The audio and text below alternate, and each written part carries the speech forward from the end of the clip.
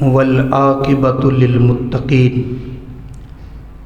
والصلاۃ والسلام علی سید الانبیاء والمرسلین وعلی آلہ واصحابہ اجمعین، اما بعد فاعوذ باللہ من الشیطان الرجیم، بسم اللہ الرحمن الرحیم۔ فَإِذَا قُضِيَتِ الصَّلَاةُ فَانتَشِرُوا فِي الْأَرْضِ وَابْتَغُوا مِنْ فَضْلِ اللَّهِ صدق اللہ مولانا العظیم وبلغنا رسولہ النبی الامین الکریم ونحن علی ذلک لمن الشاہدین والشاکرین والحمد للہ رب العالمین۔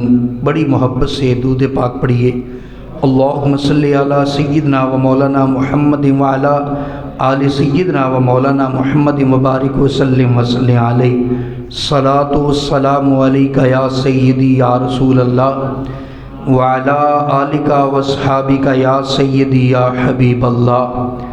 الصلاۃ والسلام علیک یا شفیع المذنبین وعلی آلک واصحابک یا جد الحسن والحسین۔ گرامی قدر معزز سامعین اور حاضرین حضرات، کل ہمارا موضوع چل رہا تھا کاروبار کے سلسلے میں۔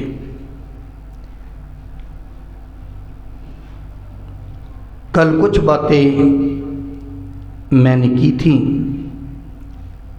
اور کچھ گزارشات اس حوالے سے آج کریں گے۔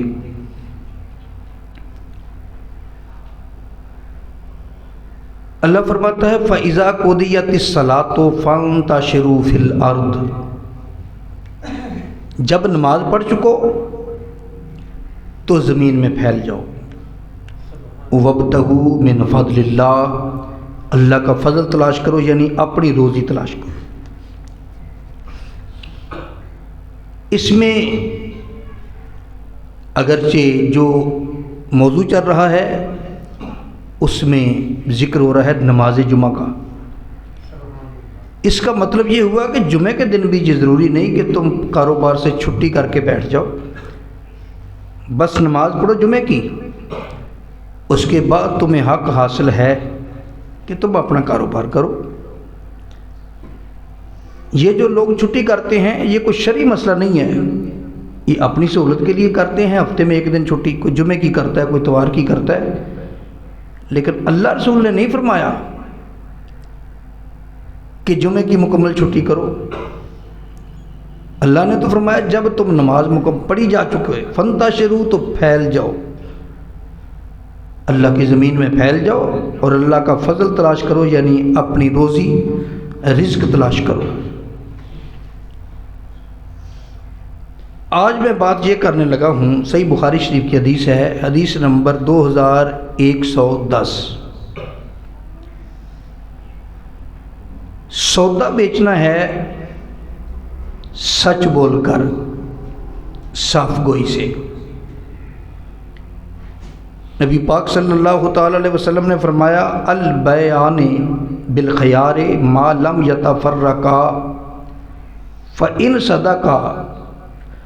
اللہ فرماتا ہے کہ فروخت کرنے والا اور خریدار دونوں کو جدا ہونے تک سودا فسخ کرنے کا اختیار ہے۔ اگر دونوں صاف گوئی سے کام لے اور میل کے اور مال کے عیب کو واضح کر دے تو ان کے سودے میں برکت ڈال دی جاتی ہے، اور اگر جھوٹ بولیں یا عیب چھپائیں تو ان کے سودے سے برکت ختم کر دی جاتی ہے۔ یہ میرے نبی کی حدیث ہے۔ اس کا کیا مطلب ہے؟ اس کا مطلب یہ ہے کہ جب تم نے کوئی چیز بیچنی ہے تو اس میں پردہ نہ رکھو، کیونکہ وہ چیز آپ کی تھی، آپ کو پتہ ہے اس میں کون سی خرابی ہے۔ آپ نے موبائل بیچا آپ کو مکینک نے کہہ دیا کہ اس کا سسٹم خراب ہے، سرکٹ شارٹ ہو گیا ہے۔ جس کا سرکٹ شارٹ ہو جائے وہ ڈیڈ ہے۔ لیکن ہم لوگ کیا کرتے ہیں، جب بیچنے لاتے کہتے ہیں جی صرف بیٹری چینج ہونے والی ہے، بیٹری خراب ہے، اگر بیٹری اور ڈال دی جائے تو یہ چل سکتا ہے، باقی ٹھیک ہے۔ حالانکہ مکینک نے کہہ دیا اس کا سرکٹ شارٹ ہے۔ سرکٹ جب شارٹ ہو جائے پھر تو وہ تول کر بکتا ہے، یوں نہیں بکتا۔ لیکن ہم نے جھوٹ بول کر وہ بیچ لیا۔ وہ آپ نے تو بیچ لیا، خریدنے والا خرید کر بھی لے گیا، لیکن اس سے برکت اٹھ جائے گی، آپ کے سودے میں برکت نہیں ہوگی۔ اور اسی طرح کوئی اور چیز آپ نے بیچی، موٹر سائیکل بیچا، اس کے کاغذوں میں کوئی فرق تھا یا اس کے اندر کوئی بڑا میجر نقص تھا، آپ نے اس کو بتایا نہیں، بتائے بغیر بیچا، آپ گناہ گار بھی ہوں گے، یہ دھوکے میں بھی بات جائے گی اور اس سودے سے برکت بھی ختم ہو جائے گی۔ پھر اگلی بات یہ کروں گا، مسند امام احمد، امام احمد بن حنبل وہ محدث ہیں کہ امام بخاری رحمۃ اللہ علیہ جب بخاری شریف لکھی تو ایک ایک حدیث امام احمد بن حنبل کو پڑھ کے بھی دکھائی، پڑھ کے بھی سنائی اور دکھائی بھی۔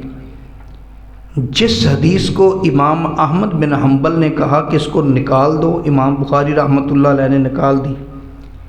جس حدیث کو کہا رکھ لو، اس کو رکھ لیا۔ یہ وہ امام احمد بن حنبل ہیں۔ ویسے امام بخاری رحمۃ اللہ علیہ کو 3 لاکھ حدیث یاد تھی، زبانی سند کے ساتھ یاد تھی، تو ان میں سے بھی اور صحیح حدیث یاد تھی، 3 لاکھ صحیح حدیث یاد تھی امام بخاری کو۔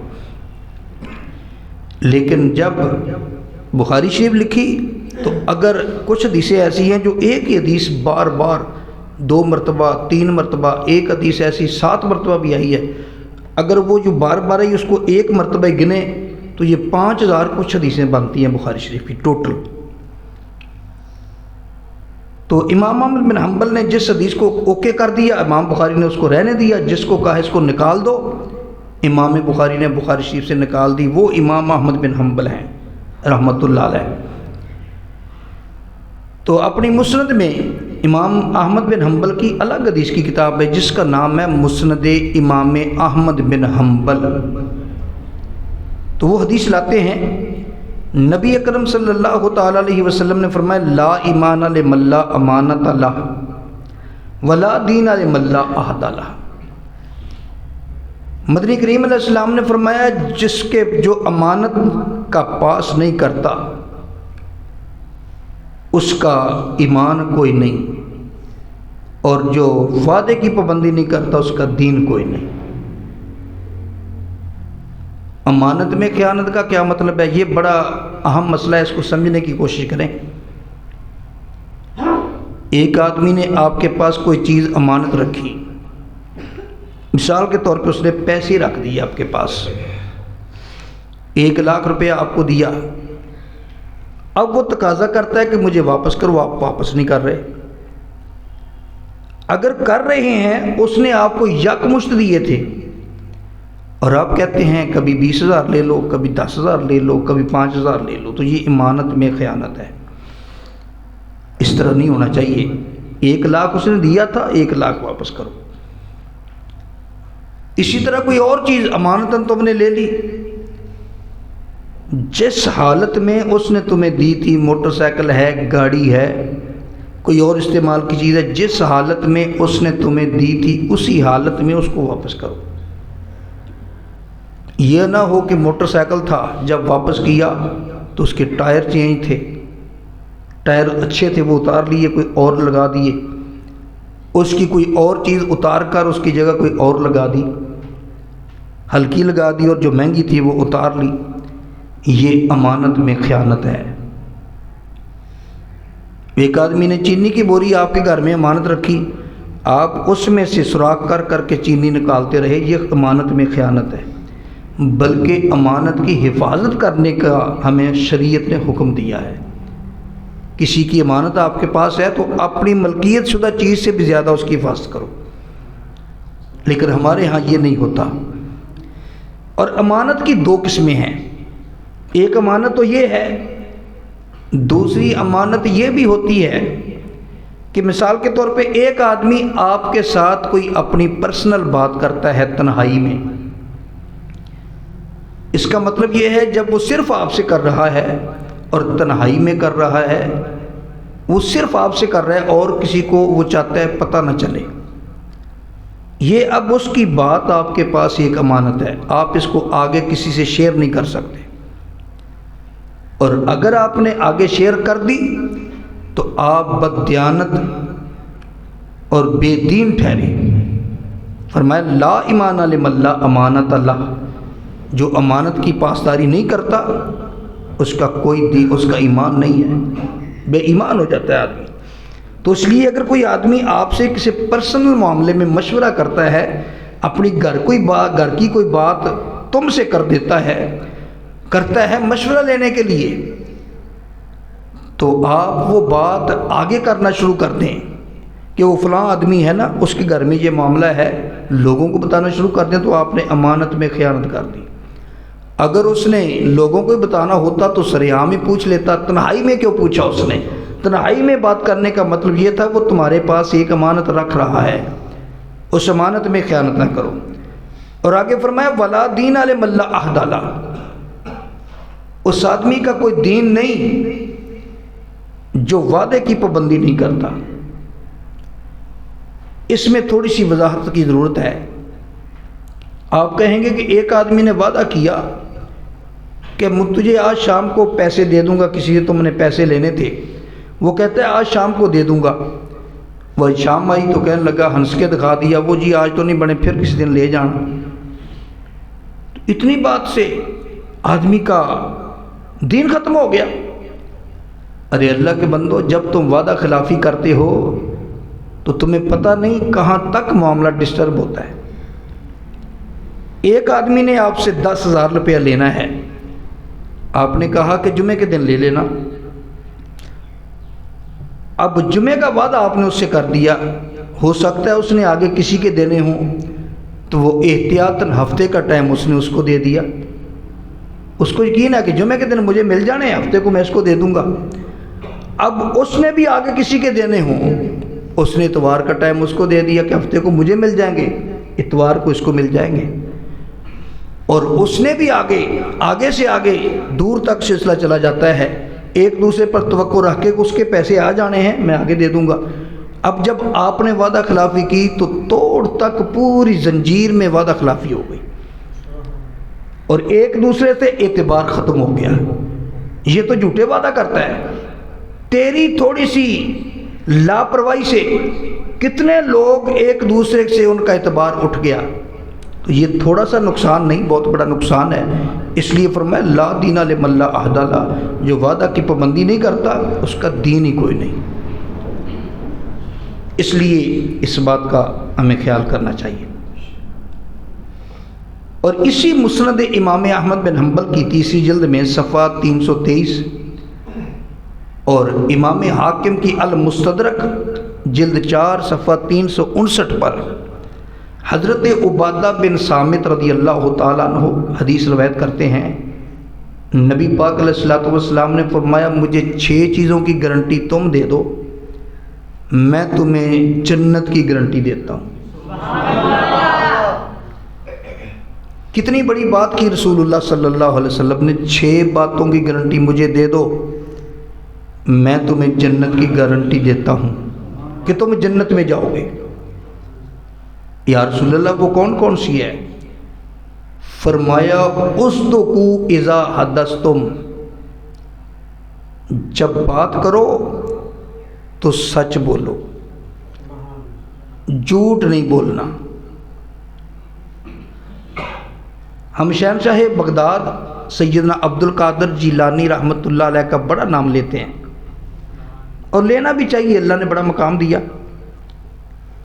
لیکن آپ کی سیرت کو نہیں آپ نے دیکھا۔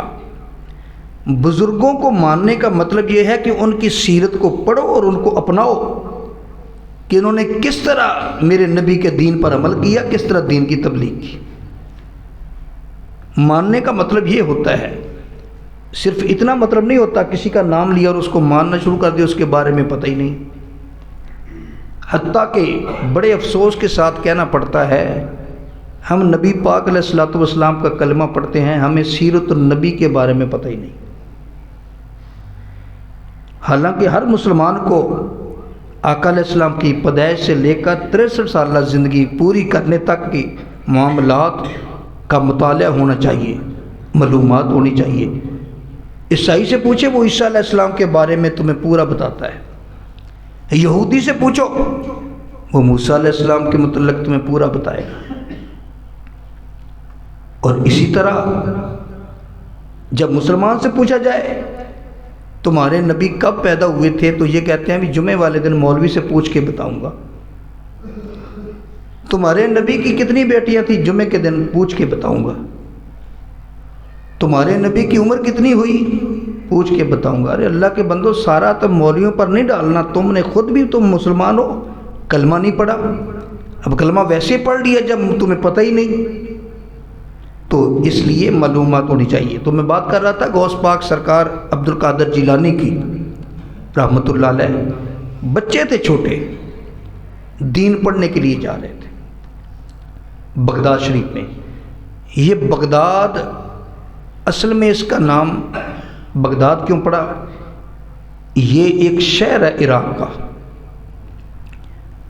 نوشیرواں بادشاہ ایک ہفتے کے بعد ہر ہفتے ایک دن مقرر کیا ہوا تھا، یہاں ایک باغ تھا، اس باغ میں آ کر لوگوں کی باتیں سنتا تھا، جس پر زیادتی ہوئی، جس کا حق مارا گیا، جس کو کسی نے ظلم کیا، تو وہ ایک دن مقرر تھا اس باغ میں آ کر لوگوں کی وہ داد رسی کرتا تھا، داد رسی کرتا تھا، مظلوم کی مدد کرتا تھا، جس پر ظلم ہوا اس کی مدد کرتا تھا، جو ضرورت مند ہوتا تھا، مدد کا حقدار ہوتا تھا، اس کی مدد کرتا تھا۔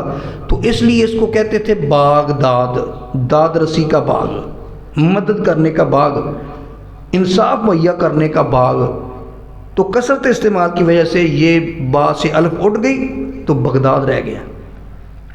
اس لیے جو لوگ اس کو بغداد پڑھتے ہیں وہ غلط ہے، بغداد لفظ ہے، کیونکہ باغداد تھا تو بغداد رہ گیا۔ تو بغداد پڑھنے کے لیے جا رہے تھے، راستے میں جس قافلے کے ساتھ جا رہے تھے، چھوٹے تھے، بچے تھے، قافلے نے کو ڈاکوؤں نے لوٹ لیا۔ جب لوٹا، ہر آدمی سے انہوں نے مال لوٹا۔ غوث پاک کی والدہ نے 40 دینار، یہ دینار جو ہوتے ہیں نا، یہ سونے کے سکے ہوتے ہیں، دینار آپ کی گدڑی میں سی دیے، بیٹا یہ خرچ کر لینا۔ امی جی کوئی نصیحت، کوئی وصیت؟ فرمایا بیٹا یہی نصیحت ہے، یہی وصیت ہے، کیونکہ وصیت کا مطلب ہوتا ہے جب آدمی مرنے سے پہلے کوئی نصیحت کرتا ہے اس کو وصیت کہہ دیتے ہیں۔ پتہ نہیں میری تیری ملاقات ہو یا نہ ہو، بیٹا ایک بات یاد رکھنا، جو کچھ مرضی ہو جائے جھوٹ نہیں بولنا۔ ماں نے جیسے کہتے ہیں نا 100 ہاتھ رسا سرے تے گنڈ، ماں نے ایک ہی بات کر دی، جھوٹ نہیں بولنا۔ اب چل پڑے، جب ڈاکوؤں نے لوٹا، وہ بچے تیرے پاس بھی کچھ ہے؟ فرمایا میرے پاس 40 دینار ہیں۔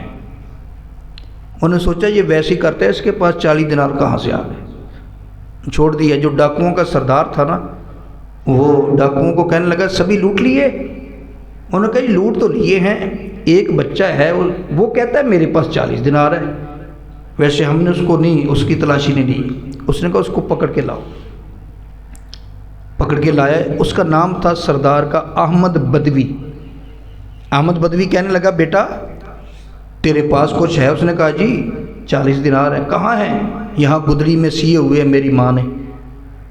اچھا تلاشی لو۔ جب تلاشی لی تو 40 دینار نکل آئے۔ اب ڈاکوؤں کا سردار کہنے لگا بیٹا مجھے ایک بات بتاؤ، ہم نے ان سب کو لوٹ لیا تھا، تمہیں چھوٹا سمجھ کر، بچہ سمجھ کر تم سے کچھ نہیں لیا، اور جب تم سے پوچھا تیرے پاس کچھ ہے، تمہیں پتہ تھا اگر میں نے کہا ہے تو یہ لوٹ لیں گے، سب کو لوٹ رہے ہیں، تو تو نے کیوں کہا میرے پاس 40 دینار ہے؟ تمہیں چاہیے تھا، تجھے جیسے چھوڑ کے آگے تھے تو کہتا میرے پاس کچھ نہیں ہے، کیوں کہا 40 دینار ہے؟ عرض کیا، جواب دیا ڈاکوؤں کے سردار کو، فرمایا ٹھیک ہے، اگر میں کہہ دیتا میرے پاس کچھ نہیں تو واقعی مجھے میرے 40 دینار بچ جاتے، لیکن میری ماں نے کہا تھا بیٹا جھوٹ نہیں بولنا، میری ماں نے کہا تھا بیٹا جو مرضی ہو جائے جھوٹ نہیں بولنا، تو میں جھوٹ نہیں بولا، اس لیے میں بتا چکا ہوں۔ ڈاکوؤں کے سردار سوچ میں پڑ گیا، کہنے لگا یار یہ چھوٹا بچہ ہو کر ماں کے حکم کی حکم عدولی نہیں کر رہا، اور ہم اتنے بڑے ہو کر اللہ کی حکم عدولی کر رہے ہیں، ہم سے بڑا بدبخت کون ہو سکتا ہے؟ کہنے لگا چلو جلدی کرو، سب قافلے والوں کو مال واپس کرو۔ مال واپس کر دیا، شہنشاہ بغداد کا بھی واپس کر دیا، اور بعد میں سچی توبہ کر لی۔ بلکہ بعض کتابوں میں یہ بھی لکھا ہے کہ وہ بعد میں وہ سب کے ڈاکوؤں کے سردار نے جب توبہ کی، کہنے لگا جی میں نے تو آج کی بات توبہ کر لی، اب تمہاری مرضی، تم نے ڈاکے مارنے ہیں تو مارو۔ وہ کہنے لگے جی جیسے تو ڈاکے میں ہمارا سردار تھا، توبہ میں بھی تو ہمارا سردار ہے، ہم نے بھی توبہ کر لی۔ بعض کتابوں میں لکھا ہے کہ بعد میں یہ لوگ اتنے نیک ہو گئے، اتنے نیک ہو گئے کہ اللہ نے ان کو ولایت دے دی۔ اب غوث پاک نے سچ بولا تھا، اس سچ کی برکت کہاں تک گئی۔ اسی طرح جب جھوٹ بولا جاتا ہے اس کی نحوست بڑی دور تک جاتی ہے۔ اسی لیے اور بھی گناہ ہیں لیکن ان پر اللہ نے لعنت نہیں ڈالی، لیکن جب جھوٹ بولنے پر فرمایا فَنَجْعَلْ لَعْنَةَ اللَّهِ عَلَى الْكَاذِبِينَ، جو جھوٹ بولتا ہے اس پر اللہ کی لعنت ہو۔ ایک نوجوان نبی پاک علیہ الصلوۃ والسلام کے پاس آیا، کہنے لگا میں کلمہ پڑھنے لگا ہوں، کلمہ پڑھنا چاہتا ہوں لیکن میرے اندر 3 عیب ہیں، میں تینوں نہیں چھوڑ سکتا۔ نبی پاک علیہ الصلوۃ والسلام نے فرمایا کون کون سے عیب ہیں؟ کہنے لگا میں جھوٹ بھی بولتا ہوں، میں شراب بھی پیتا ہوں، میں زنا بھی کرتا ہوں، یہ میں تینوں نہیں چھوڑ سکتا، کوئی ایک چھڑا لو۔ نبی پاک علیہ الصلوۃ والسلام نے فرمایا ٹھیک ہے تم جھوٹ چھوڑ دو۔ صحابہ حیران ہیں کہ یہ آدمی اس شرط پہ کلمہ پڑھ رہا ہے کہ 3 عیب ہیں، ایک چھڑا دو جون سا مرضی۔ تو نبی علیہ السلام نے کہا جھوٹ نہ بولو، حالانکہ زنا بھی بہت بڑا گناہ ہے اور شراب بھی بہت بڑا گناہ ہے، یہ دونوں گناہ کبیرہ ہیں۔ آقا علیہ السلام نے تینوں میں سے ایک چھڑوا دیا، کہا ایک چھوڑ دو، باقیوں کے بارے میں اس کو دے دی اجازت، یہ کیا بنے گا؟ صحابہ حیران تھے، لیکن ان کو یہ پتا تھا میرے نبی کا کوئی کام بھی حکمت سے خالی نہیں ہے، اس میں ضرور کوئی حکمت ہوگی، اس لیے صحابہ کو یہ یقین تھا۔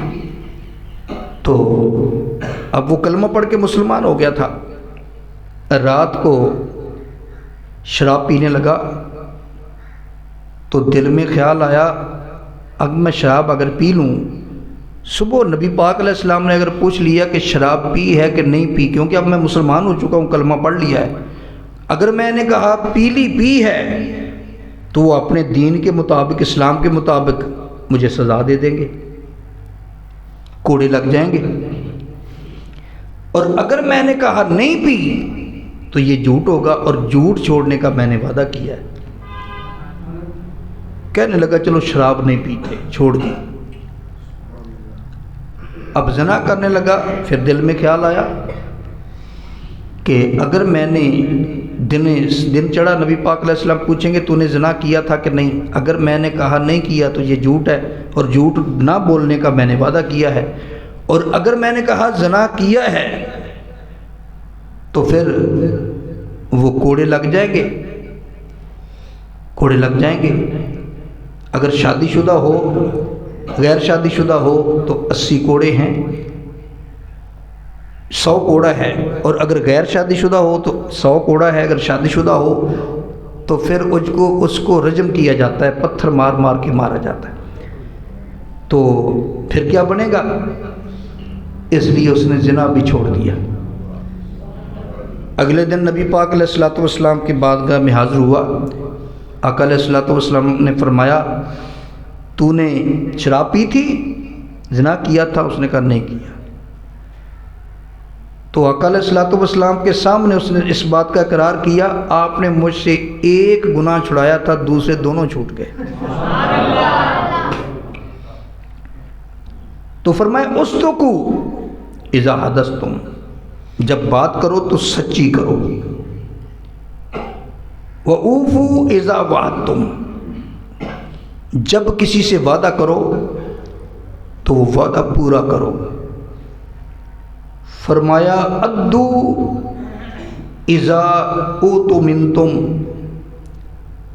جب تمہیں امانت دی جائے اس کو ادا کرو۔ واحفظوا فروجکم، اپنی شرمگاہوں کی حفاظت کرو۔ اور پانچواں فرمایا وغضوا ابصارکم، اپنی آنکھوں کو نیچی رکھو۔ وکفوا ایدیکم، تکلیف دینے سے اپنے ہاتھوں کو روکے رکھو، کسی کو اپنے ہاتھ سے تکلیف نہ دو۔ یہ 6 چیزوں کی گارنٹی تم دے دو، میں مصطفیٰ تمہیں جنت کی گارنٹی دیتا ہوں۔ اب آخری 5واں اور 6واں نمبر جو ہے اس پر غور کرو۔ فرمایا وغضوا ابصارکم، اپنی آنکھیں نیچی رکھو۔ یہ بالخصوص نوجوانوں کے لیے ہے، وہ بھی نوجوان ہیں، صحابہ میں بھی اکثر نوجوان تھے۔ فرمایا وغضوا ابصارکم، اپنی آنکھوں کو، نگاہوں کو نیچے رکھو۔ اس کا کیا مطلب؟ کوئی غیر محرم عورت تمہارے سامنے آ جائے، یقیناً وہ کسی کی بیٹی ہے، کسی کی ہمشیرہ ہے، کسی کی ماں ہے، تو اب تمہارے سامنے وہ آ گئی، وہ تمہاری تو کچھ نہیں لگتی بظاہر، رشتہ تو کوئی نہیں، وہ تمہارے لیے غیر محرم ہے، تو اب حکم کیا ہے کہ نظریں جھکا لو۔ مومن کے اندر، مسلمان کے اندر قدرتی طور پہ حیا ہوتا ہے، اس کے سامنے غیر محرم آئے تو اس کی آنکھیں نیچے ہو جاتی ہیں، وہ نہیں دیکھتا آنکھیں پھاڑ پھاڑ کر۔ اور کئی پیروں والا لباس پہنا ہوا ہے، اور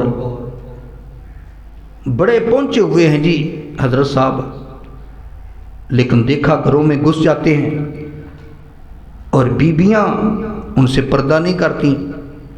یہ پیر صاحب ہیں، ان سے پردے کی کیا ضرورت ہے؟ ارے اللہ کے بندے، وہ پیر صاحب تو ہیں لیکن وہ تیرا محرم تو نہیں،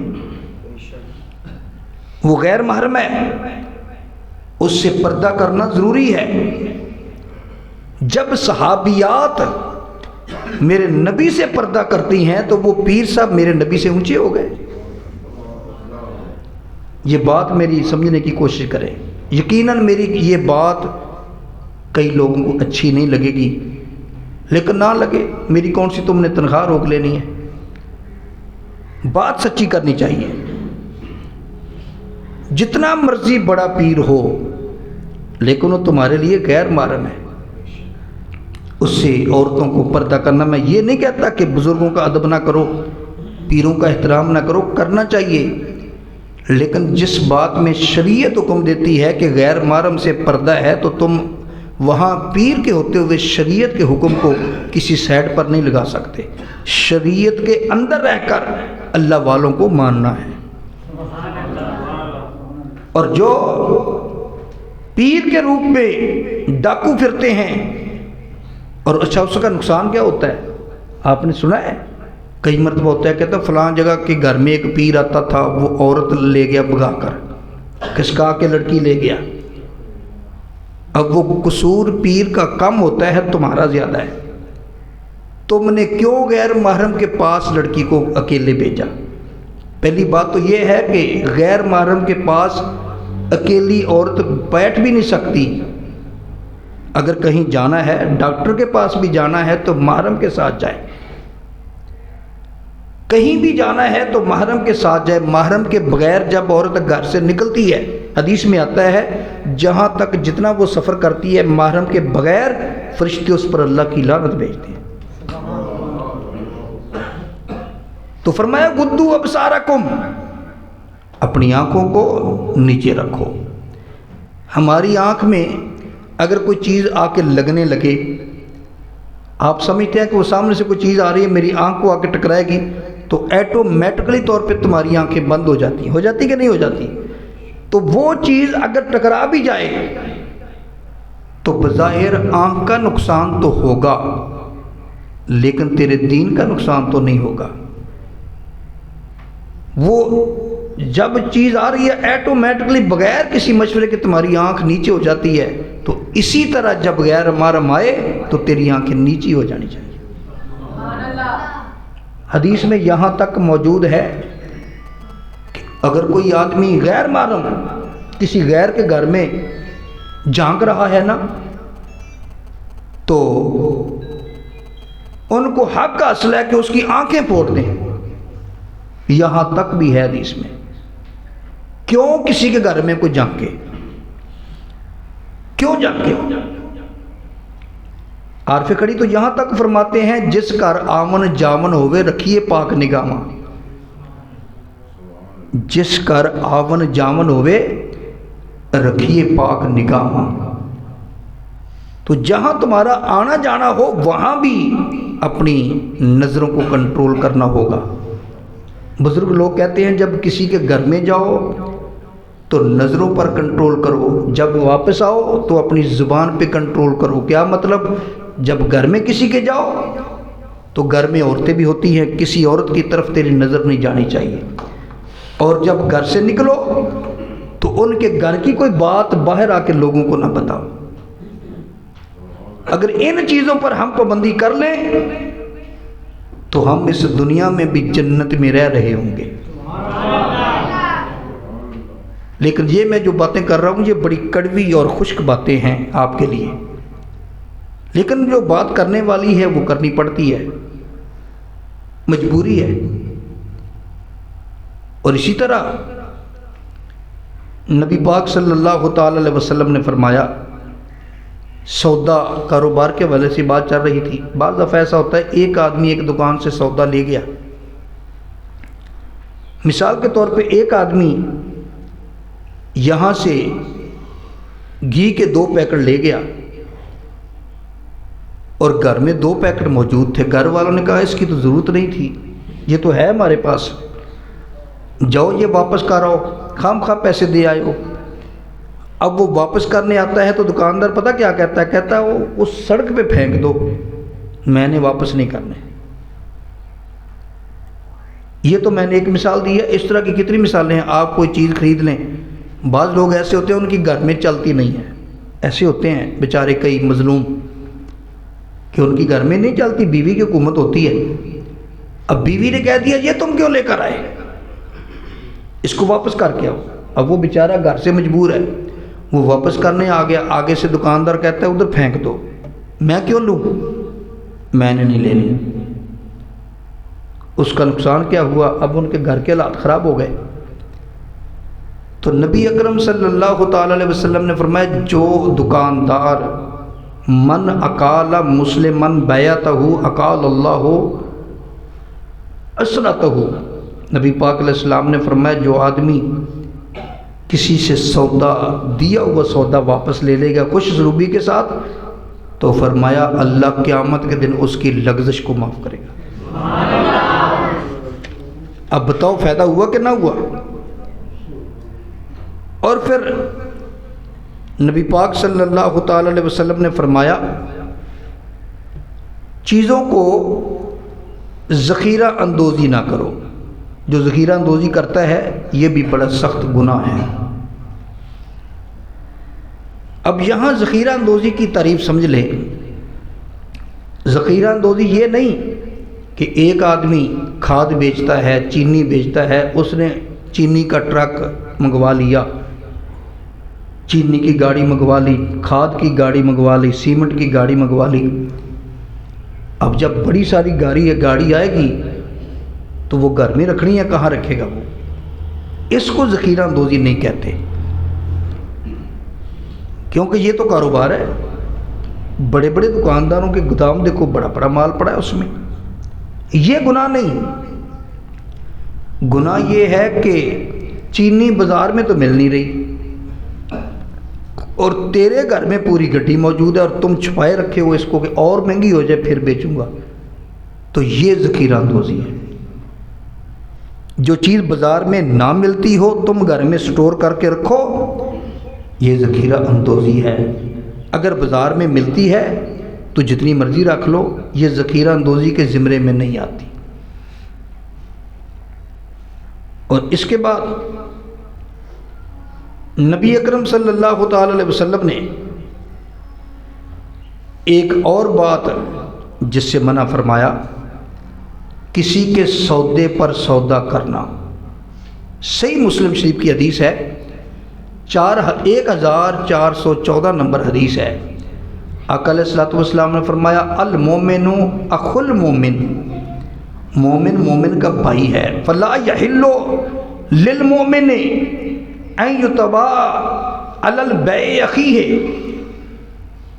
ایک مومن مومن کا بھائی ہے تو اس کے لیے یہ جائز نہیں ہے، حلال نہیں ہے کہ ایک مومن بھائی نے سودا کیا ہے تم اس سودے پر سودا کر لو. یہ جائز نہیں ہے. اس کی مثال دیتے ہیں کہ آپ کو پیسوں کی ضرورت تھی، ایک آدمی سے آپ نے کہا یہ موبائل بیچنا ہے، تو آپ کا اس کے ساتھ سودا ہو گیا کہ 25,000 کا موبائل جو ہے وہ میں تجھے دوں گا. بات ہو گئی، سودا ہو گیا. وہ کہتا ہے میں پیسے لا کر تو اس سے موبائل لے لیتا ہوں. بیانہ دے دیا، 2,000 بیانہ دے دیا، اور ایک آدمی اوپر سے آ گیا. وہ کہتا ہے یار پتہ چلا تھا تو موبائل بیچتا ہے. کہتا ہے میں بیچتا ہوں. ویسے میں نے بیچ دیا ہے. کس کو بیچا؟ فلاں کو. کتنے کا؟ 25,000 کا. کہنے لگا 26,000 میں دیتا ہوں، مجھے دے دو. اس کو کہتے ہیں سودے پر سودا. اس کی وجہ نبی علیہ السلام نے کیوں منع کیا سودے پر سودے سے؟ اب دیکھیں اس کی خرابی کیا ہے. اب وہ جھوٹ بولے گا. پہلے آدمی کو کہے گا نہیں یار اصل میں بات یہ ہے، میرا والد نہیں مانتا، میری ماں نہیں مانتی، میرا ماموں نہیں مانتا، میرا فلان نہیں مانتا. حالانکہ ایسی بات کوئی نہیں. بات یہ ہے کہ اس کو 1,000 روپیہ زیادہ مل گیا. اس 1,000 کی وجہ سے وہ اس کو مطمئن کر رہا ہے جھوٹ بول کر. اب اس نے جھوٹ بولا، جھوٹ بول کر 1,000 روپیہ تو زیادہ لے لیا، لیکن جو جھوٹ بولتا ہے اس پر اللہ کی لعنت ہے. اس کو لعنتی بھی ٹھہرا دیا اور اس کی رقم سے، پیسوں سے برکت بھی اٹھ گئی. اس لیے میرے نبی نے فرمایا حلال نہیں ہے مومن کا کسی مومن کے سودے پر سودا کرنا. یہاں پر ایک بات کی اور وضاحت کرنا بھی ضروری ہے جس کا ہمیں پتہ ہی نہیں. وہ یہ ہے کہ اب سودا جب ہم نے کرنا ہے، موبائل کا 2,000 روپیہ میں نے دیا تھا کہ لے لوں گا، بعد میں نے کہا جی میرا پروگرام نہیں ہے، میں نے نہیں لینا. تو اب ہم کیا کرتے ہیں؟ کہتے ہیں جی ٹھیک ہے تیرا بیانہ گیا، کیونکہ تو نے سودا کیا تھا، ایڈوانس جو دیا ہے وہ بیانے کے طور پہ دیا تھا. اب تو نے نہیں خریدنا، تو اس سے پیسے نہیں بن سکے، وہ تیرا 2,000 گیا جو تو نے بیانہ دیا تھا. یہ بالکل حرام ہے، یہ تمہارے لیے بالکل حرام ہے. یہ پورے کا پورا 2,000 روپیہ اس کو دینا پڑے گا، واپس کرنا ہوگا. جب تم نے چیز ہی نہیں دی، اس نے تمہاری چیز لی نہیں، تو پھر وہ پیسے تمہارے لیے حلال کیسے ہو گئے؟ یہ واپس کرنے ہوں گے. اور بعض کہتے ہیں جی میں نے سودا کیا تھا تو بیانے کے ساتھ بیانہ واپس دینا ہوگا. اگر واپس کرنا ہے نا، ایک آدمی کہتا ہے سودا ہوا تھا، ویسے ہی گھر میں کوئی مجبوری بن گئی، گھر والے نہیں مانتے، واقعی حقیقتاً وہ کہتا ہے یار میرے گھر والے نہیں مان رہے تو مہربانی کرو میں نے نہیں بیچنا. وہ کہتا ہے پھر بیانے سے بیانہ واپس کرو. کیا مطلب؟ اگر 2,000 بیانہ دیا ہے نا تو 4,000 واپس کرو. یہ بھی گناہ ہے، یہ بھی غلط بات ہے تمہاری کمیٹی تمہاری مارکیٹ کا اصول تو ہو سکتا ہے، لیکن شریعت مصطفیٰ کا یہ اصول نہیں ہے، میرے نبی کی شریعت کا یہ اصول نہیں ہے، میرے نبی کا فرمان یہ نہیں ہے۔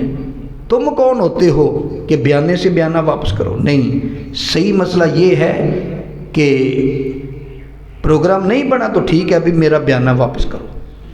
وہ بیانہ جتنے تم نے پیسے دیے تھے وہ لینا تم پر حلال ہے اور اس کو دینا ضروری ہے۔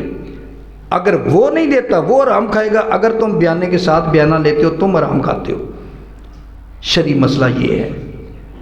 اور تم نے جو اپنے قانون اپنی مارکیٹ کے لحاظ سے بنائے ہوئے ہیں وہ تمہاری مارکیٹ کے قانون ہیں، یہ شریعت کے قانون نہیں ہیں، شریعت اس سے منع کرتی ہے۔ تو ہم نے تو شریعت کو لینا ہے، کیونکہ قبر میں مارکیٹ کمیٹی کے صدر نے کام نہیں آنا، حشر میں مارکیٹ کمیٹی کے چیئرمین نے کام نہیں آنا، وہاں تو کام آنا ہے نبیوں کے امام نے، وہاں کام آنا ہے محمد عربی صلی اللہ تعالی علیہ وسلم نے۔ اور اسی طرح ایک اور بات بھی بڑی اہم ہے، یہ بھی مسلمانی کے خلاف ہے۔ وہ کیا ہے؟ کسی ضرورت مند کو کی ضرورت سے ناجائز فائدہ اٹھانا، ضرورت مند کی ضرورت سے ناجائز فائدہ اٹھانا، اس سے میرے نبی نے منع فرمایا۔ اچھا وہ کیا ہے؟ ایک آدمی ہے تو وہ کیا کرتا ہے، اس کی بچی کی شادی ہے یا اس کا کوئی ہسپتال میں ہے یا اس نے کسی کے پیسے دینے تھے، اب وعدہ سر پہ آ گیا، اس کو مجبوری ہے، وہ کہتا ہے یار مجھے مجبوری ہے، میں نے تو یہ بیچنا ہی بیچنا ہے، تو اگر تم نے خریدنا ہے تو خرید لو، مجھے پیسوں کی ضرورت ہے۔ اب وہ سمجھتے ہیں کہ یہ جو آدمی ہے نا اس نے یہ چیز بیچنی ہی بیچنی ہے ہر حال میں۔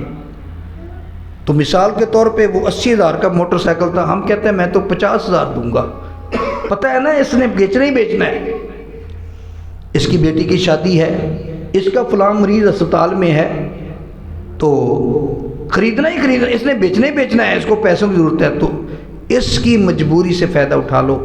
شریعت نے، اسلام نے اس سے منع کیا ہے، بلکہ اسلام تو کہتا ہے اس حالت میں تم اس کی ویسے مدد کرو، اس کے ساتھ تعاون کرو۔ کیا یہ تعاون ہے کہ اس کی 80,000 کی چیز تھی اور تم 50,000 ریٹ لگا رہے ہو اس کی مجبوری سے فائدہ اٹھاتے ہوئے؟ ایک صحابی کو ضرورت تھی، اس نے اپنا گھوڑا 500 درہم میں فروخت کرنا چاہا، جب خریدار نے گھوڑے کو اچھی طرح دیکھا تو یہ 800 درہم کا تھا۔ اب جو بیچ رہا ہے وہ بھی صحابی ہے، جو خریدار ہے وہ بھی صحابی ہے۔ حافظ ابن حجر عسقلانی جن کو بخاری ثانی کہا جاتا ہے رحمۃ اللہ علیہ، انہوں نے فتح الباری میں اس کو نقل کیا اس حدیث پاک کو، اس واقعہ کو۔ تو صحابی نے کہا کہ کتنے کا بیچنا ہے؟ کہتا جی 500 کا، 500 درہم کا۔ اس نے گھوڑے کو اچھی طرح دیکھا، دیکھ کر کہنے لگا، اپنے ساتھی سے کہنے لگا یہ گھوڑا تو 800 کا ہے کم از کم، اور یہ 500 کا کیوں بیچتا ہے؟ اس نے کہا یہ گھوڑا تو تیرا مہنگا ہے، 800 درہم کا ہے، تم 500 درہم کا کیوں بیچ رہے ہو؟ کہنے لگا اصل میں مجھے پیسوں کی ضرورت ہے، میری بچی کی شادی ہے، میں نے رخصتی کرنی ہے، تو اس لیے میں بیچنا چاہتا ہوں۔ تو اس نے کہا اس کو 800 دو۔ وہ ساتھی کہنے لگا جب یہ منہ سے 500 درہم مانگ رہا ہے پھر 800 کیوں دے؟ اس نے کہا اس کو مجبوری ہے، اس نے بیٹی کی رخصتی کرنی ہے، پیسوں کی ضرورت تھی، ہم گھوڑا خریدنے آئے ہیں، کسی کی مجبوری خریدنے نہیں آئے، ہم تو گھوڑا خریدنے آئے ہیں، ہم کسی کی مجبوری خریدنے نہیں آئے۔ اس کا گھوڑا کم از کم 800 درہم کا ہے، ہم اس کو 500 نہیں دیں گے، اس کو 800 درہم دیں گے۔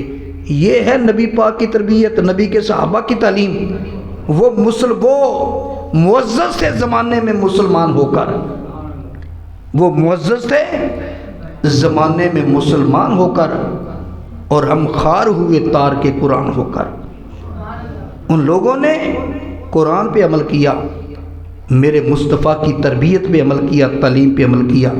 ہم نے ان چیزوں کو پس پشت ڈال دیا، اور آج سب سے زیادہ ذلیل مسلمان ہو رہا ہے۔ مسلمان میں ایمان ختم ہو گیا، ایمانداری نہ رہی، دیانت نہ رہی۔ ہمارے پاکستان کے کچھ لوگ کسی دوسرے ملک میں تبلیغ کے لیے گئے، یہ تبلیغ کرتے پھرتے ہیں نا، تو انہوں نے کہا جی ہم تمہیں دین بتائیں گے۔ انہوں نے کہا کس ملک سے آئے ہیں؟ جی پاکستان سے۔ انہوں نے کہا کس ملک کی بات کرتے ہو تم، ہمیں دین بتاؤ گے؟ میں تمہارے ملک میں گیا تھا، وہاں تو جو سبیل کے ساتھ گلاس لگا ہوا تھا نا، اس کو بھی سنگلی لگی ہوئی تھی۔ تو میں نے کہا ہمارے ادھر علاقے میں تو، ہمارے ملک میں تو وہ جانوروں کو سنگلی لگاتے ہیں، تو اس گلاس کو کیوں لگایا؟ اس نے کہا جی لوگ اٹھا کر لے جاتے ہیں۔ اس نے کہا جس ملک میں یہ حال ہو کہ وہ جو سبیل پانی پینے کے لیے لگی ہے اس پہ رکھے ہوئے گلاس کو بھی سنگلی ڈالنا پڑے، وہ ہمیں دین بتائیں گے؟ وہ اس ملک کے لوگ ہمیں دین بتائیں گے؟ تو میرے بھائی سوچو، ہم نے مسلمانی کو کہاں تک ذلیل کر دیا، کہاں تک خار کر دیا۔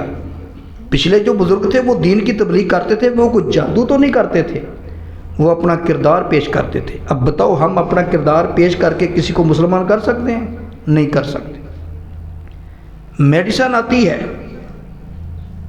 ہم بڑا کہتے ہیں فرانس کی ادویات سے، میڈیسن سے یہ بائیکاٹ کرو، فلاں ملک کی ادویات سے بائیکاٹ کرو، فلاں ملک کی ادویات سے بائیکاٹ کرو، لیکن کریں کیا؟ جو غیر مسلم ہیں انہوں نے جو اوپر لکھا ہوا ہے وہ ساری چیزیں اس میڈیسن میں ڈالی ہوئی ہیں، لیکن ہم ہیں مسلمان، اور ہم کیا کرتے ہیں؟ جو دوائی میڈیسن ہمارے ملک کی بنی ہوئی ہے، جو اوپر لکھا ہے اس میں ڈالا نہیں گیا، بلکہ وہ جو اوپر لکھا ہوا ڈالا نہیں گیا، بلکہ وہ ڈرگ آفیسر کی جیب میں ڈالا گیا، اس نے پاس کر دی۔ یہ ہے ہماری ایمانداری، یہ ہے ہماری مسلمانی۔ تو مسلمانوں اس بات کی طرف غور کرو، ورنہ اگر ہم اسی ڈگر پہ رہے، نہ سمجھو گے تو مٹ جاؤ گے۔ اے مسلمانوں، تمہاری داستان تک بھی نہ رہے گی دنیا کی داستانوں میں، اس لیے اپنے آپ کو سنوارو، اپنے آپ کو سنبھالو۔